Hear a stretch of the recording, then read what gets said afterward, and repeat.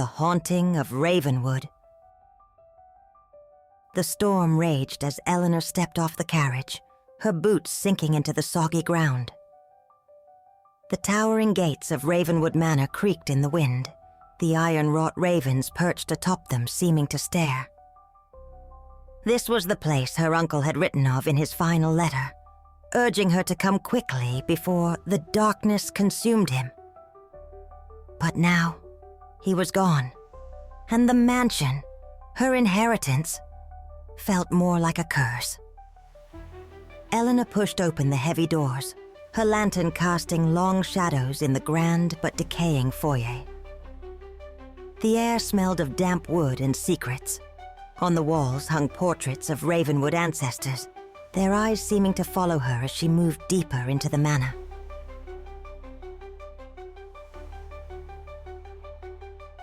It began the first night, soft whispers, barely audible, weaving through the corridors. Eleanor's room was cold despite the roaring fire, and as she lay in the canopy bed, she felt the weight of unseen eyes. In the morning, she discovered claw marks on the door, as if something had tried to get in.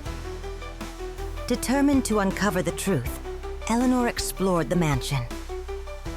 In the library, she found her uncle's journal, its pages filled with frantic scribbles about the Raven Shadow and a curse tied to the bloodline.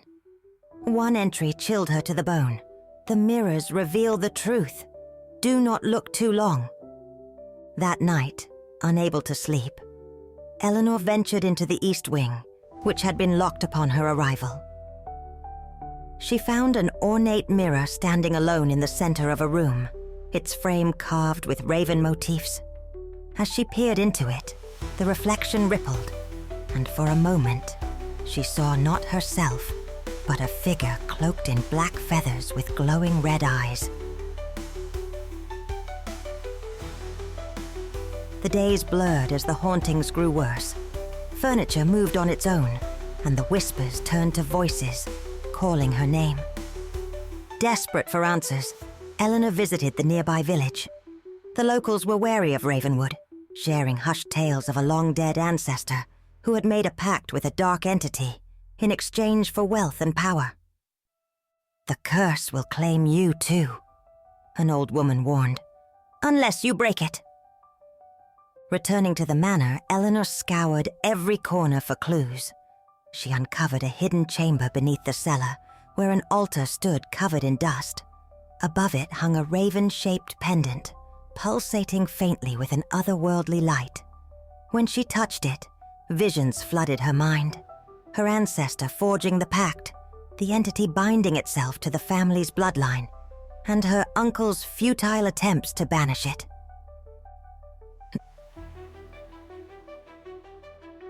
Eleanor knew she had to confront the entity to end the curse. Following the journal's instructions, she returned to the mirror at midnight, the pendant clutched tightly in her hand. The glass shimmered and shattered, and the room plunged into darkness. Out of the void emerged the raven-like figure, its voice a cacophony of rage and sorrow.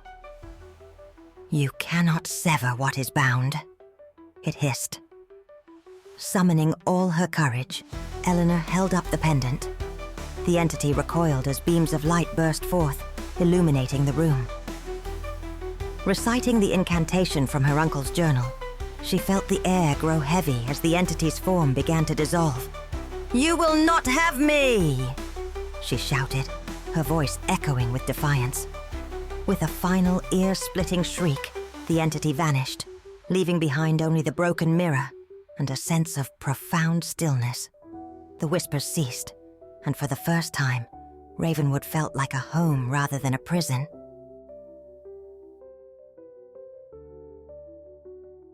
Months later, Eleanor had restored much of the manor, its once decayed halls now alive with warmth and light.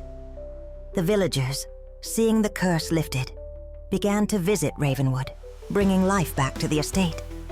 But Eleanor kept the raven pendant locked away, a reminder of the darkness that had almost claimed her. Though peace had returned, Eleanor knew the shadows of Ravenwood would always linger, their story etched into the very stones of the manor. But she was no longer afraid. She had faced the darkness and won, proving that even the deepest curses could be broken by the light of courage.